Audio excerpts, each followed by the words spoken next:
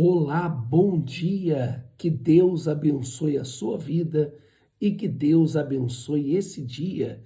Que Deus abençoe a todos que estão no propósito, no desafio de ler a Bíblia em um ano. Então, que Deus venha me dar força para estar aqui todas as manhãs, para que nós venhamos prosseguir nossa leitura bíblica. E hoje nós vamos dar continuidade ao livro do profeta Ezequiel, o capítulo 28, o 29 e o 30. O capítulo 28 aqui, que tem um propósito aqui, é uma profecia contra o rei de Tiro.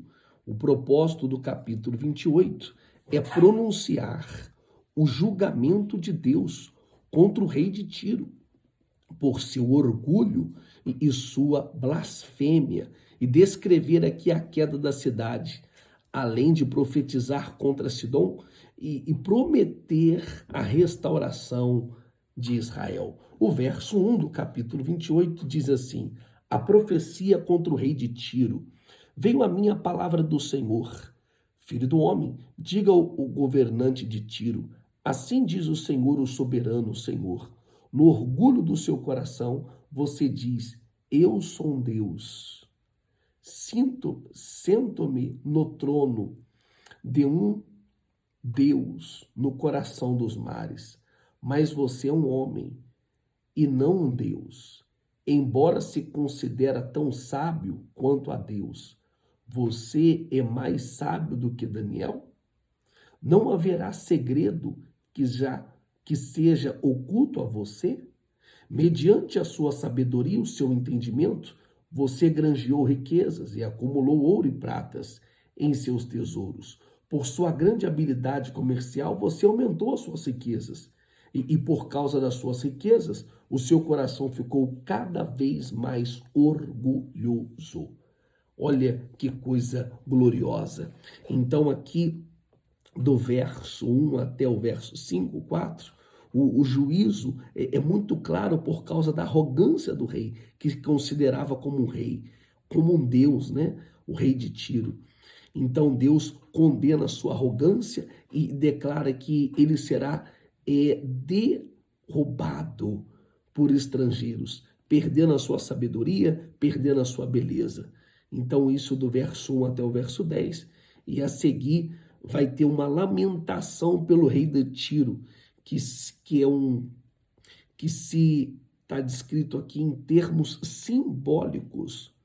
Ele está falando aqui como um ser perfeito e glorioso, mas que foi corrompido por causa do seu orgulho e pecado, levando a sua expulsão e destruição. Então nós estamos vendo aqui que ele está falando aqui do rei de Tiro, mas ao mesmo tempo está falando de Lúcifer, o querubim ungido que se tornou o Satanás, o próprio diabo, né? Então aqui após a profecia contra o rei da Tiro, Deus pronuncia aqui um julgamento contra Sidom por sua hostilidade contra Israel e a sua impureza. Do verso 20 ao 23, o capítulo termina com a promessa de restauração para a nação de Israel, onde Deus recolheria o teu povo das nações e os purificará e trará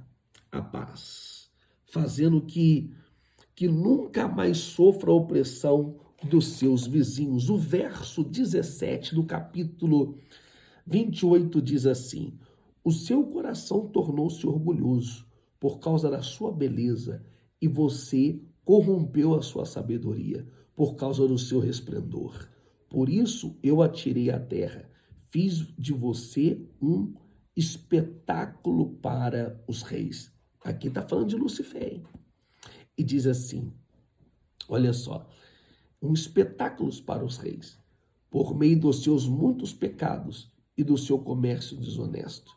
Você profanou os seus santuários. É muito forte a palavra do nosso Deus. E aqui Deus ele resiste o orgulhoso, mas dá graça ao humilde. Então, aqui ele está se referindo aqui à soberba de Lúcifer e de Satanás, que Lúcifer se tornou o diabo, o Satanás, por causa do seu orgulho e por causa da sua soberba. Vamos lá, o capítulo 29, a pronunciar aqui o julgamento de Deus contra o Egito, Faraó. Então, o seu orgulho e sua confiança em si mesmo, tá aqui, promete que o Egito será desolado e entregue nas mãos de Nabucodonosor. No verso 3, o juízo sobre o Egito, Deus condena o orgulho de Faraó. Do verso 4 ao verso 5, nós vamos ler acerca disso. Olha o que está escrito aqui no capítulo 29, no verso 1, a profecia contra o Egito. Tanto Sidom como Tiro, como também lá no Egito, o rei Faraó eram pessoas orgulhosas.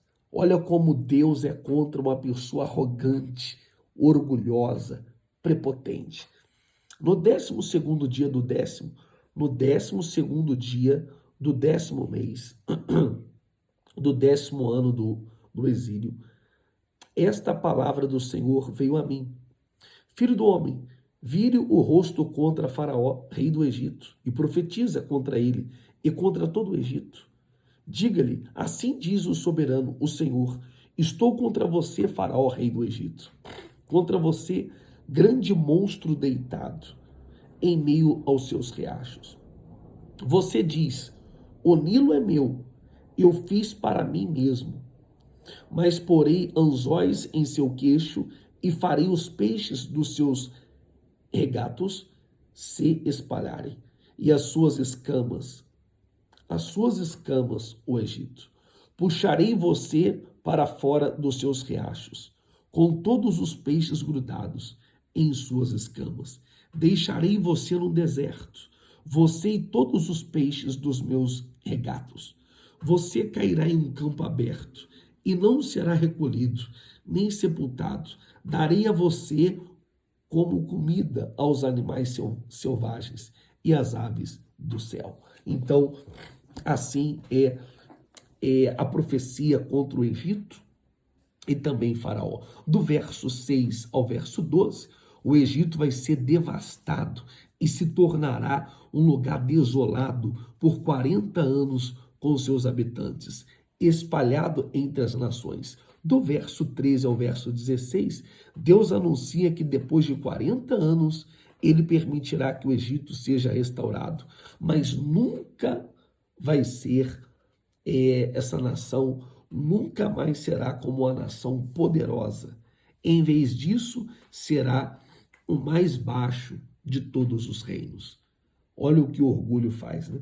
O capítulo termina aqui com uma profecia contra o rei Nabucodonosor, que receberá o Egito como recompensa, e o seu serviço em destruir Tiro, né? Uma vez que o seu esforço para contra Tiro não resultam em ganhos significativos.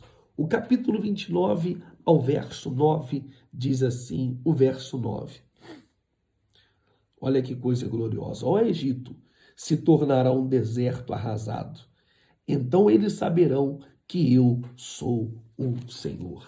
Olha só, tudo isso, tanto Tiro, Sidom, o Egito, eram países poderosos, eram os tops.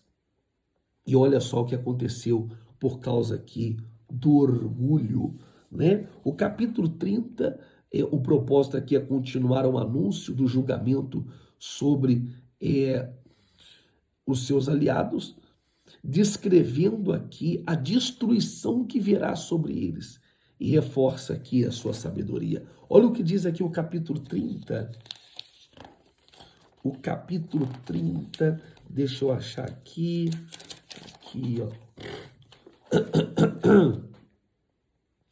Um lamento pelo Egito. Esta palavra do Senhor veio a mim, filho do homem. Profetiza e diga, assim diz o soberano Senhor. Clamem e digam, ai, aquele dia.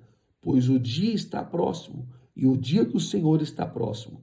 Será dia de nuvens, uma época de condenação para as nações. A espada virá contra o Egito e a angústias virá sobre a Etiópia.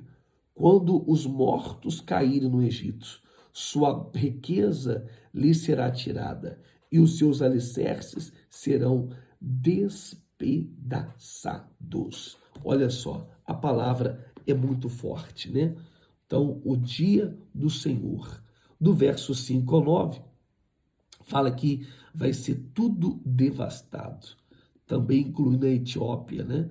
Que Deus vai vir com a sua espada. E isso aqui é muito forte. Do verso 24 ao 25, diz assim, olha só. 24. Fortalecerei os braços do rei Nabucodonosor. Fortalecerei os braços do rei da Babilônia. Porém, a minha espada nas mãos dele. Mas quebrarei os braços de Faraó. E este gemerá diante dele como um homem mortalmente ferido. Fortalece, rei, os braços do rei da Babilônia, mas os braços de Faraó penderão sem firmeza. Quando eu puser minha espada na mão do rei da Babilônia, ele a brandir contra o Egito, eles saberão que eu sou o Senhor. Eu desperdiçarei os egípcios no meio das nações. Então veio o dia do juízo, veio o dia do prestar de contas. Então a palavra de Deus, ela não falha. Aqui terminamos mais 3 capítulos, ó, na luta, no sacrifício e na fé. E mais uma vez eu desejo para vocês uma terça-feira abençoada. Hoje é dia de culto e eu não vejo a hora de estar ali no mês profético do Espírito Santo, orando forte, clamando a Deus e determinando a sua vitória. Tá certo? 7h30 da noite, Avenida Guapira, 815, aqui na INVE, na Igreja da Família. E amanhã vamos estar aqui de volta, nesse mesmo horário, nesse mesmo canal, se assim o nosso Deus permitir. Até mais. Deus abençoe a todos.